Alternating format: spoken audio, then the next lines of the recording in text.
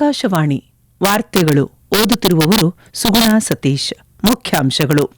79ನೇ ಸ್ವಾತಂತ್ರ್ಯ ದಿನಾಚರಣೆಯ ಮುನ್ನಾ ದಿನವಾದ ಇಂದು ರಾಷ್ಟವನ್ನುದ್ದೇಶಿಸಿ ರಾಷ್ಟಪತಿ ದ್ರೌಪದಿ ಮುರ್ಮು ಭಾಷಣ. ಹರ್ ಘರ್ ತಿರಂಗಾ ಅಭಿಯಾನ, ದೇಶದೆಲ್ಲೆಡೆ ದೇಶಭಕ್ತಿ ಸಾರುವ ಕಾರ್ಯಕ್ರಮಗಳ ಆಯೋಜನೆ.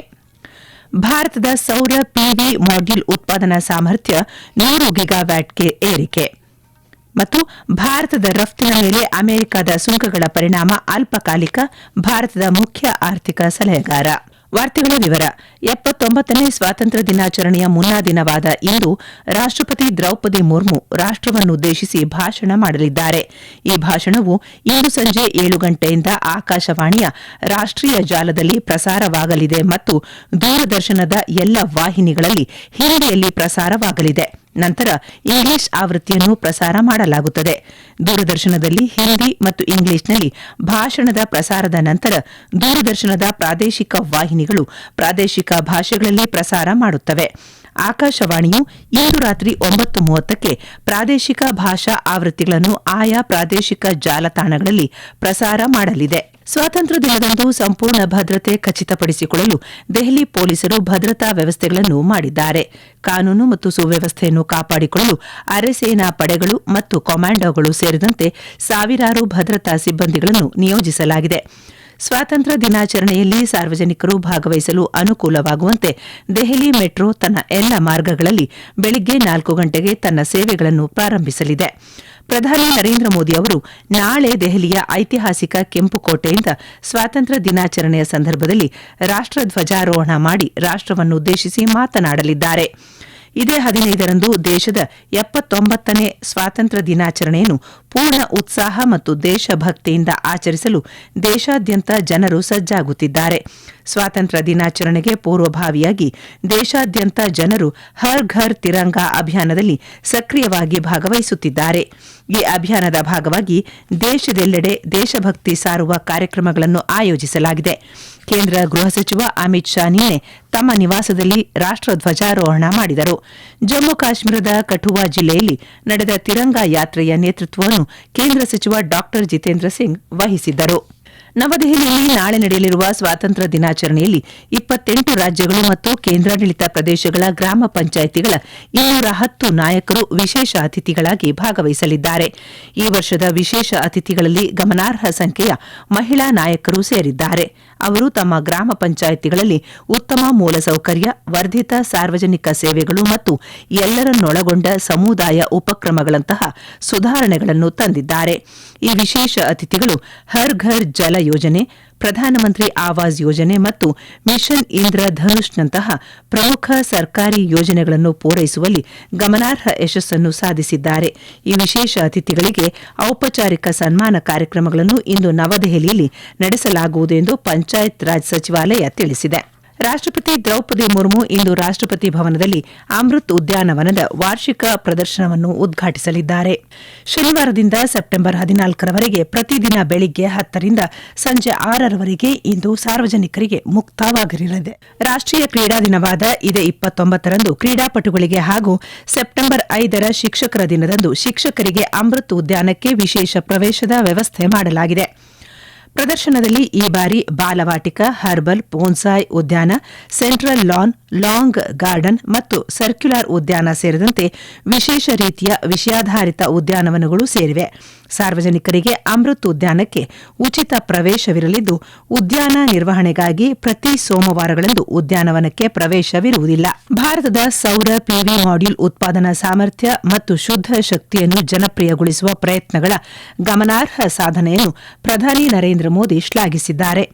ಕೇಂದ್ರ ನವ ಮತ್ತು ನವೀಕರಿಸಬಹುದಾದ ಇಂಧನ ಸಚಿವ ಪ್ರಹ್ಲಾದ್ ಜೋಶಿ ಅವರ ಪೋಸ್ಟ್ ಉಲ್ಲೇಖಿಸಿ ಪ್ರಧಾನಿ ಮೋದಿ, ಇದು ಸ್ವಾವಲಂಬನೆಯತ್ತ ಮತ್ತೊಂದು ಮೈಲಿಗಲ್ಲು, ಇದು ಭಾರತದ ಉತ್ಪಾದನಾ ಸಾಮರ್ಥ್ಯಗಳ ಯಶಸ್ಸನ್ನು ಮತ್ತು ಶುದ್ಧ ಶಕ್ತಿಯನ್ನು ಜನಪ್ರಿಯಗೊಳಿಸುವ ಪ್ರಯತ್ನಗಳನ್ನು ಪ್ರತಿಬಿಂಬಿಸುತ್ತದೆ ಎಂದು ಹೇಳಿದ್ದಾರೆ. ಸಾಮಾಜಿಕ ಮಾಧ್ಯಮ ಪೋಸ್ಟ್ನಲ್ಲಿ ಕೇಂದ್ರ ಸಚಿವ ಪ್ರಹ್ಲಾದ್ ಜೋಶಿ, ಭಾರತವು ಮಾದರಿಗಳು ಮತ್ತು ತಯಾರಕರ ಅನುಮೋದಿತ ಪಟ್ಟಿಯ ಅಡಿಯಲ್ಲಿ 100 ಗಿಗಾವ್ಯಾಟ್ ಸೌರ ಪಿವಿ ಮಾಡ್ಯೂಲ್ ಉತ್ಪಾದನಾ ಸಾಮರ್ಥ್ಯದೊಂದಿಗೆ ಐತಿಹಾಸಿಕ ಮೈಲುಗಲ್ಲು ಸಾಧಿಸಿದೆ.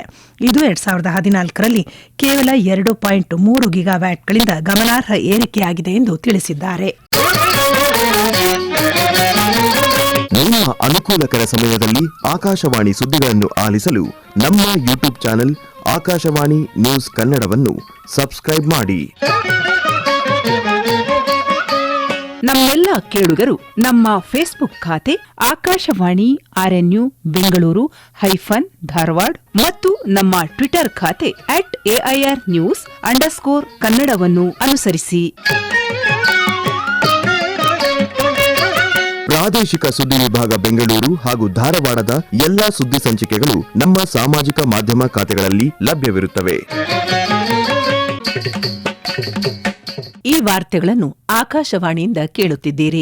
ಭಾರತದ ರಫ್ತಿನ ಮೇಲೆ ಅಮೆರಿಕದ ಇತ್ತೀಚಿನ ಸುಂಕಗಳ ಪರಿಣಾಮ ಅಲ್ಪಕಾಲಿಕವಾಗಿರುತ್ತದೆ ಹಾಗೂ 1 ಅಥವಾ 2 ತ್ರೈಮಾಸಿಕದ ಒಳಗೆ ಅದು ತಗ್ಗಲಿದೆ ಎಂದು ಭಾರತದ ಮುಖ್ಯ ಆರ್ಥಿಕ ಸಲಹೆಗಾರ ವಿ ಅನಂತ ನಾಗೇಶ್ವರನ್ ಅಭಿಪ್ರಾಯಪಟ್ಟಿದ್ದಾರೆ. ಮುಂಬೈನಲ್ಲಿ ನಿನ್ನೆ ಮಾತನಾಡಿದ ಅವರು, ರತ್ನಗಳು ಮತ್ತು ಆಭರಣಗಳು, ಸೀಗಡಿ, ಜವಳಿ ಮುಂತಾದ ಕ್ಷೇತ್ರಗಳು ಆರಂಭಿಕ ಹೊಡೆತವನ್ನು ಎದುರಿಸುತ್ತಿವೆ.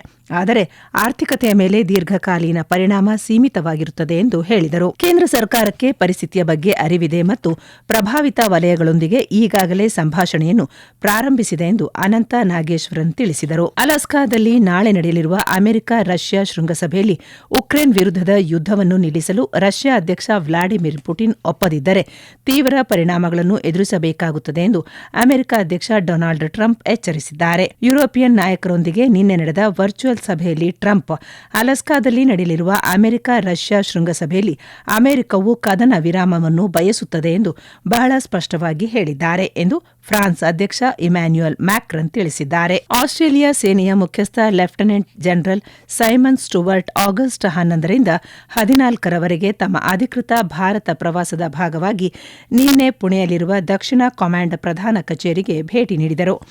ದ್ವಿಪಕ್ಷೀಯ ರಕ್ಷಣಾ ಸಹಕಾರ, ಜಂಟಿ ತರಬೇತಿ, ಸಮರಾಭ್ಯಾಸ, ಮಿಲಿಟರಿ ವಿನಿಮಯ ಕಾರ್ಯಕ್ರಮಗಳು ಮತ್ತು ಭವಿಷ್ಯದ ಯುದ್ಧ ತಂತ್ರಗಳನ್ನು ಹೆಚ್ಚಿಸುವ ಕುರಿತು ಚರ್ಚೆಗಾಗಿ ಅವರು ದಕ್ಷಿಣ ಕಮಾಂಡ್ನ general officer commanding in chief lieutenant general Dheeraj Seth ಅವರನ್ನು ಭೇಟಿ ಮಾಡಿದರು. ಲೆಫ್ಟಿನೆಂಟ್ ಜನರಲ್ ಸೈಮನ್ ಸ್ಟುವರ್ಟ್ ಅವರು ಖಡಕ್ವಾಸಲದಲ್ಲಿ ರಾಷ್ಟ್ರೀಯ ರಕ್ಷಣಾ ಅಕಾಡೆಮಿಗೆ ಭೇಟಿ ನೀಡಿದರು.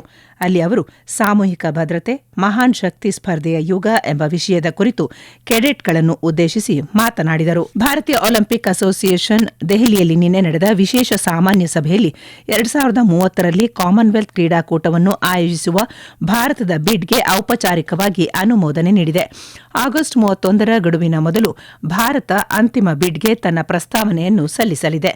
2030ರ ವರ್ಷವು ನವದೆಹಲಿಯಲ್ಲಿ ಆಯೋಜಿಸಲಾದ ಕಾಮನ್ವೆಲ್ತ್ ಕ್ರೀಡಾಕೂಟಕ್ಕೆ 20 ವರ್ಷಗಳನ್ನು ಪೂರೈಸುತ್ತದೆ. ಪ್ರಧಾನಮಂತ್ರಿ ನರೇಂದ್ರ ಮೋದಿ ಇದೇ ತಿಂಗಳ 31ರಂದು ಆಕಾಶವಾಣಿಯಲ್ಲಿ ಪ್ರಸಾರವಾಗುವ ಮಾಸಿಕ ಮನ್ ಕಿ ಬಾತ್ ಕಾರ್ಯಕ್ರಮದಲ್ಲಿ ದೇಶ ಮತ್ತು ವಿದೇಶದಲ್ಲಿರುವ ಭಾರತೀಯ ಸಮುದಾಯದೊಂದಿಗೆ ತಮ್ಮ ಮನದಾಳದ ಮಾತನ್ನು ಹಂಚಿಕೊಳ್ಳಲಿದ್ದಾರೆ. ಜಮ್ಮು ಮತ್ತು ಕಾಶ್ಮೀರ, ಹಿಮಾಚಲ ಪ್ರದೇಶ, ಪೂರ್ವ ಮಧ್ಯಪ್ರದೇಶ, ವಿದರ್ಭ ಪ್ರದೇಶ ಮತ್ತು ಆಂಧ್ರಪ್ರದೇಶದ ಕರಾವಳಿಯಲ್ಲಿ ಇಂದು ಭಾರೀ ಮಳೆಯಾಗುವ ಸಾಧ್ಯತೆ ಇದೆ ಎಂದು ಭಾರತೀಯ ಹವಾಮಾನ ಇಲಾಖೆ ಮುನ್ಸೂಚನೆ ನೀಡಿದೆ. ಈಗ ಮತ್ತೊಮ್ಮೆ ಮುಖ್ಯಾಂಶಗಳು. 79ನೇ ಸ್ವಾತಂತ್ರ್ಯ ದಿನಾಚರಣೆಯ ಮುನ್ನಾ ದಿನವಾದ ಇಂದು ರಾಷ್ಟ್ರವನ್ನುದ್ದೇಶಿಸಿ ರಾಷ್ಟ್ರಪತಿ ದ್ರೌಪದಿ ಮುರ್ಮು ಭಾಷಣ. ಹರ್ ಘರ್ ತಿರಂಗಾ ಅಭಿಯಾನ, ದೇಶದೆಲ್ಲೆಡೆ ದೇಶಭಕ್ತಿ ಸಾರುವ ಕಾರ್ಯಕ್ರಮಗಳ ಆಯೋಜನೆ. ಭಾರತದ ಸೌರ ಪಿವಿ ಮಾಡ್ಯೂಲ್ ಉತ್ಪಾದನಾ ಸಾಮರ್ಥ್ಯ 100 ಗಿಗಾವ್ಯಾಟ್ಗೆ ಏರಿಕೆ. ಭಾರತದ ರಫ್ತಿನ ಮೇಲೆ ಅಮೆರಿಕದ ಸುಂಕಗಳ ಪರಿಣಾಮ ಅಲ್ಪಕಾಲಿಕ, ಭಾರತದ ಮುಖ್ಯ ಆರ್ಥಿಕ ಸಲಹೆಗಾರ. ಇಲ್ಲಿಗೆ ವಾರ್ತಾ ಪ್ರಸಾರ ಮುಕ್ತಾಯವಾಯಿತು. ನಮ್ಮ ಮುಂದಿನ ವಾರ್ತಾ ಪ್ರಸಾರ ಮಧ್ಯಾಹ್ನ 12 ಗಂಟೆಗೆ.